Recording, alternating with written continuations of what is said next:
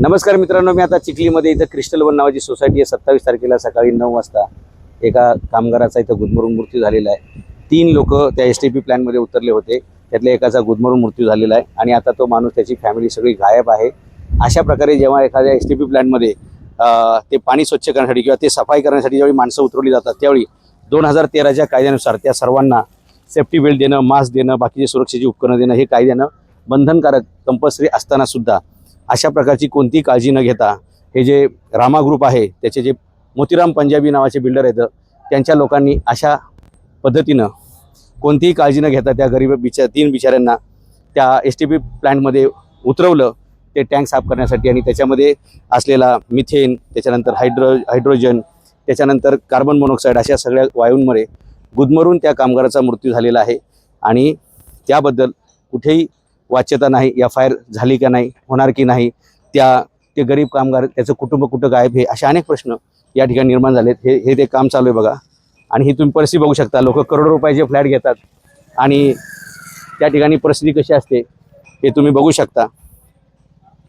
आणि हे काम चालू आहे आतमध्ये। आता ही घटना घडल्यानंतर त्यांनी सगळं पॅक बंद केलेलं आहे, कुठूनही कोणाला जायला जागा ठेवलेली नाही। आणि ह्याच्या आतमध्येच तो एसटीपी प्लांट आहे, जिथं 27 तारखेला सकाळी 9 वाजता एका गरीब कामगाराचा गुदमरून मृत्यू झाला आहे। 3 कामगार त्यात घुसले होते, त्यातले 2 कसे बाहेर आले हे बघा। तो एसटीपी पंप रूम आहे, तुम्हाला दाखवतो। ही ती सोसायटी आहे, क्रिस्टल वन नावाची सोसायटी आहे रामा ग्रुपची।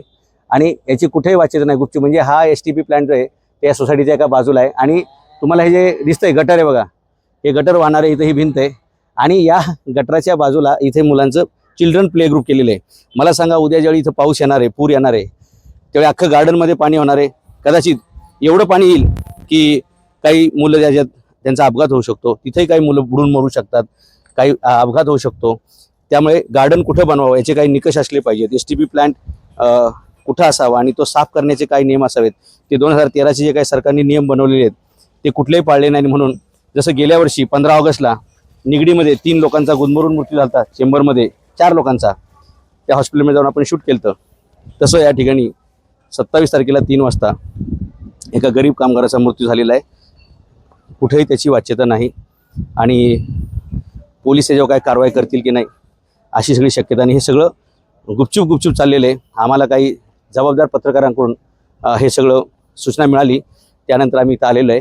हे अजून काम चालू आहे आणि बघूया त्या गरीब कामगारांचे बाजूने कोणी वर राहतंय का, त्यांचा कोण वाली आहे का, आणि त्यांच्या कुटुंबाचं कोणी जबाबदारी घेणार आहे का, आणि त्या मेलेल्या मृत कामगाराला न्याय मिळणार आहे का, आणि ज्यांच्यामुळे हा अपघात घडलेला आहे, ज्यांच्या निष्काळजीपणामुळे त्यांच्यावरती सदोष मनुष्यवधाचे गुन्हे दाखल होणार की नाही, असे सगळे प्रश्न आहेत। त्याचा आपण पोलिसांना सुद्धा जाब विचारणार आहोत। धन्यवाद।